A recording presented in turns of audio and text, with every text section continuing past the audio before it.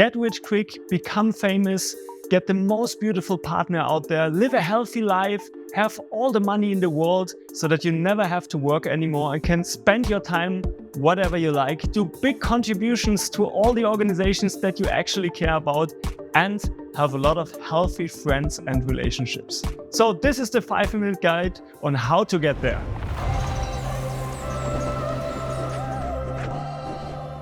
Just kidding, probably not possible. But I got asked what I would teach my younger self on how to succeed in life. And these are my thoughts on a very not simple question. So my first question is, can you actually win in life? Is this actually possible? And I would like to read you some thoughts that I have written down in my journal a long time ago. And it says, life is a game that cannot be won, it can only be played. And life is not a game to win or lose. Life is a journey to be enjoyed while trying to know the real purpose of our existence. So this is something that's very personal, individual, right? There is no one life. There is no one best way on how to live your life. This is something every one of us has to figure out on their own. There is a really great framework called the Pyramid of Mastery, and I would like to use this 7-step approach on how to walk you through all those different stages that I found really meaningful in life. And this method alone and the picture on how to actually look at this has been a really big game changer for me in my life. So before we start with all the stuff you're looking for, like money and career, right, and relationships, there is a fundamental that's far more important because it's the base to everything. So let's come and follow me to the first part of the pyramid. And the first part of the pyramid is the physical body. And the physical body is about energy, right? So there's the saying that a healthy man has a lot of wishes and a sick man only has one. And that's because your physical body and your energy is the base to everything, right? If you feel pain all the time, if you're sick, if you don't feel that you actually have the energy, the power to get some things done, to actually change something, to get it going, that's the base to everything. And you have to work on this one to find a healthy relationship with your body first. Doesn't have to mean you have to have a 12-pack, right? But work on this one first. Initiate some healthy morning routines here, do some sport, do some workout, some movement in order to get your body on a level that it supports you for all the other 6 steps to come. Emotions and meaning. This one is a very powerful part of life because it's about perspective, right? It's about the meaning you attach to the events that happen to you in life. And this one is the one I'm training every day since years in order to get better at this because it has the potential to change everything for you. So emotions are the chemical reaction to your thoughts. So if you think better thoughts, you will probably trigger better emotions, better feelings, right? And if you have bad thoughts, it might actually trigger feelings that you don't want to have inside your body. So it's not about the events that happen in your life. It's about the meaning you attach to them, the meaning you give those events, right? If something happens that you obviously don't like, it's not about creating a positive mindset and getting motivated and ignore it because some things are not meant to be ignored. But the question is, do you ask yourself, why does this always happen to me? Why does it happen to me again? You can instantly feel that it creates a bad emotion. And the question is, do you want to feel bad? Probably not. Your brain is like a computer and you can train your brain to do things differently, right? You can train your brain to ask different, better questions. And you might actually ask yourself, interesting, if this event is meant to be a teacher, what would it teach me? What could it mean? And if you ask yourself this different question, you instantly feel like, oh, this is a positive attitude, right? It gets you in a good direction. And you can actually reflect on what can I learn from this? And if you do this not one time, not 10 times, but a couple of hundreds and thousands of times, you will actually learn that your mind flips in an instant. Something bad happens that's obviously bad. And you start asking yourself better questions and your perspective changes, your emotions change, and the meaning you give this event change. And this is probably one of the most powerful things and experiences in my life that I can really recommend you look into this, try to learn from Tony Robbins, Jim Rohn, and all the others out there in order to train your brain, to program your brain in a way that it supports you and doesn't pull you down all the time. So doing something like this is a habit you develop. So look into Atomic Habits and a lot of other books out there in order to learn about this, because creating habits that support you in life is something really helpful. So if we're talking about relationships, the first thing to consider for me has been, how can I become someone that actually people would like to be around? What can I do? What can I invest into myself? How can I become someone that I myself really enjoy and others might like too, right? So the question is about, how can you develop healthy habits about sports, readings, right? Being conversational and actually be someone that people like to be around. Maybe try something like random acts of kindness so that people actually would like to spend time with you. But first of all, you have to like yourself or you cannot attract anyone. This is true for relationships as well, because if you stop investing in yourself first, right, there will be a point in time where you have nothing left to give. And a great healthy relationship for me always is two people working towards a shared common goal, a shared direction, acting like a compass so that you can work together, getting there better together and not ending up alone. It's not a good idea to share your time with someone who just sucks your energy, that you can provide no value to, and that has different goals, a different compass, because it will always add friction, right? Look for someone and develop a vision together where you actually want to end up together and you support each other in a way that it feels like life would be so much less without this other person. And of course, pick your friends and mentors and people of influence that you spend a lot of time with very wisely, because you might end up as one of them, right? As the average of all those people you surround yourself with. So pick a really good average. So if you talk to all the wealthy people out there that have a lot of money, right? Let's define wealth by that. They will tell you that money is probably not the most valuable resource, but time is. The time left after doing all your work, business, career, mission, whatever it is. And how you allocate this time to things that you actually care about will definitely impact the quality of your life.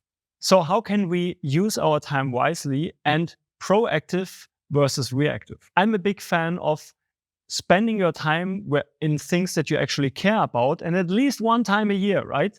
And best one time a month, you sit down and think about where you actually want to spend your time. So what do you care about? What different areas, right? How much time do you want to spend with your family, with relationships, partying, doing adventurous things on whatever islands? How much time do you want to spend on your career? How much time do you want to spend on those milestones, on building and generating wealth? How much time should you spend for yourself? Invest in yourself, doing stuff that only you care about.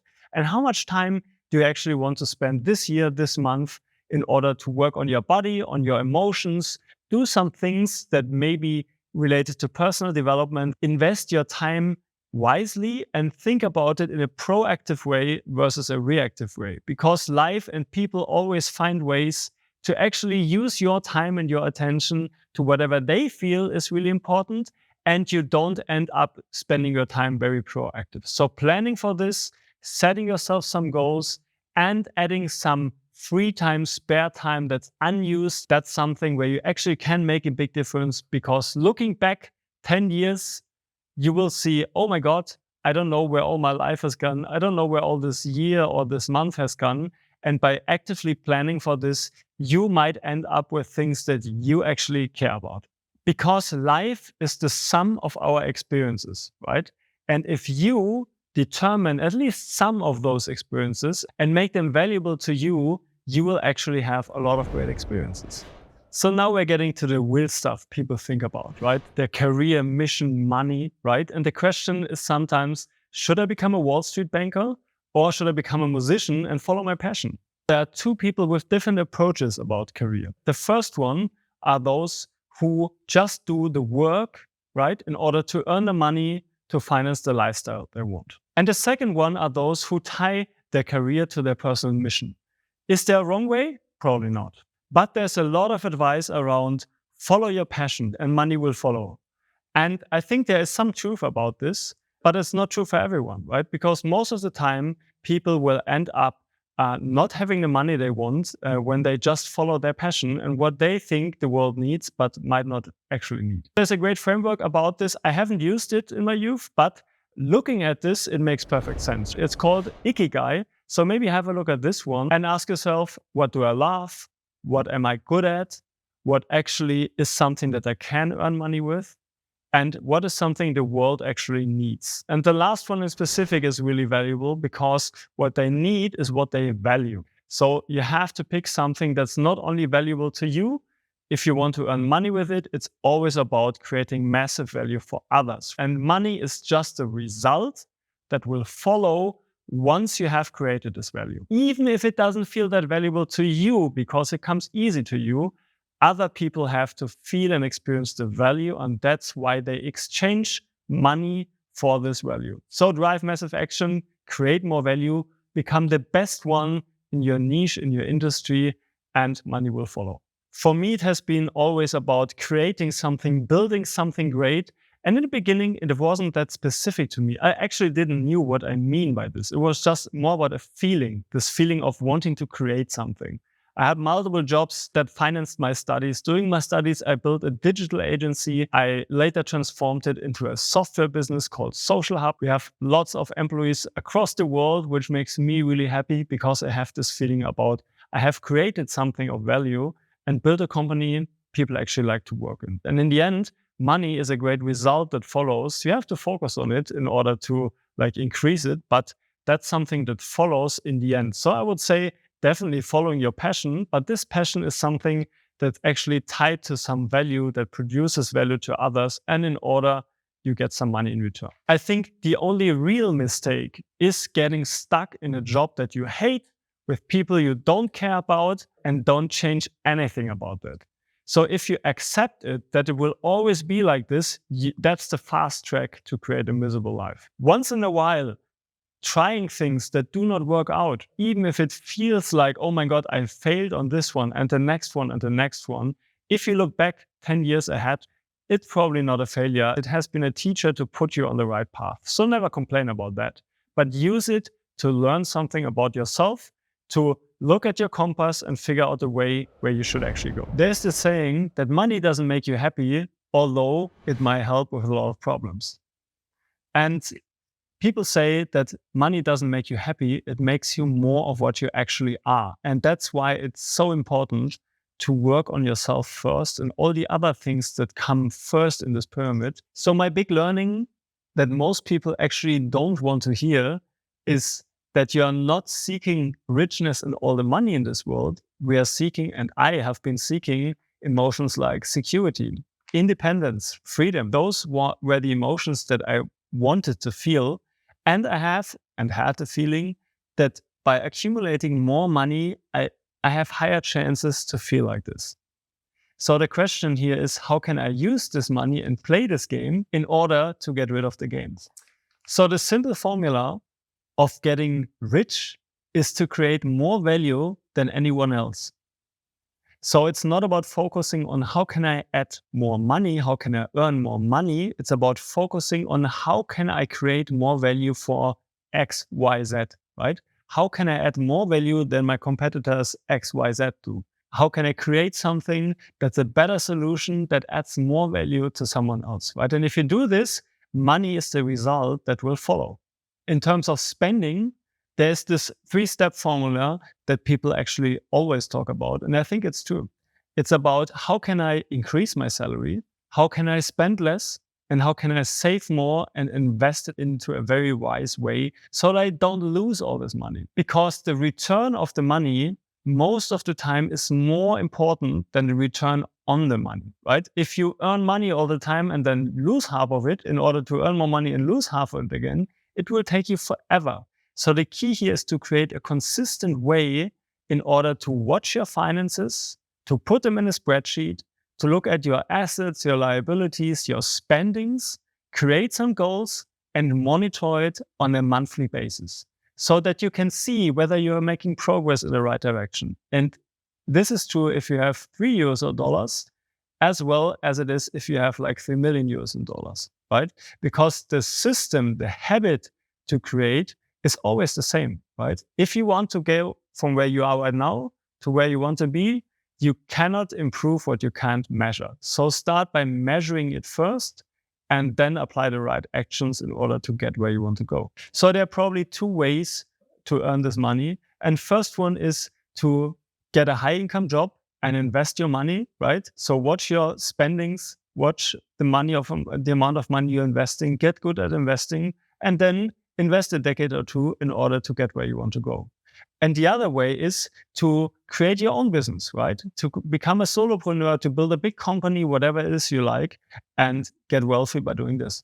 But something I would always recommend learning about is learning about leverage, learning about compounding, and learning about taxes, because those are three things in terms of finances and money that will always matter.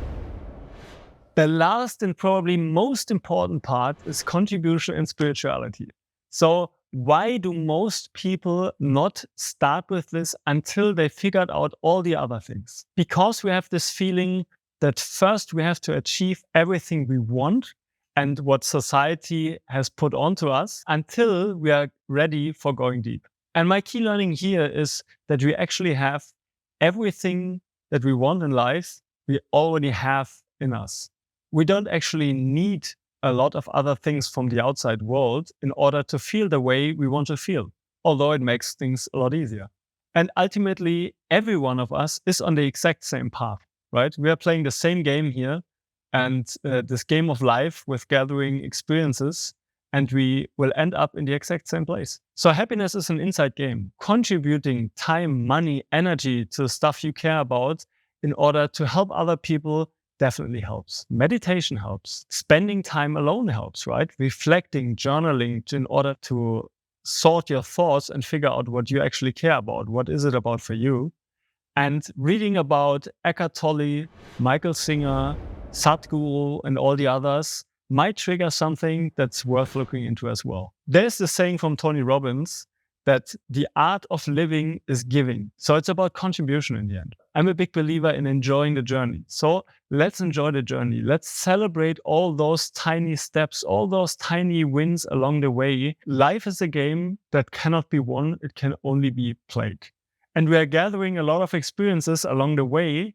And it's up to you and it's up to me in order to give it the meaning that we actually can feel good about those experiences and felt good along the journey. So life is a journey. See you soon. Bye-bye.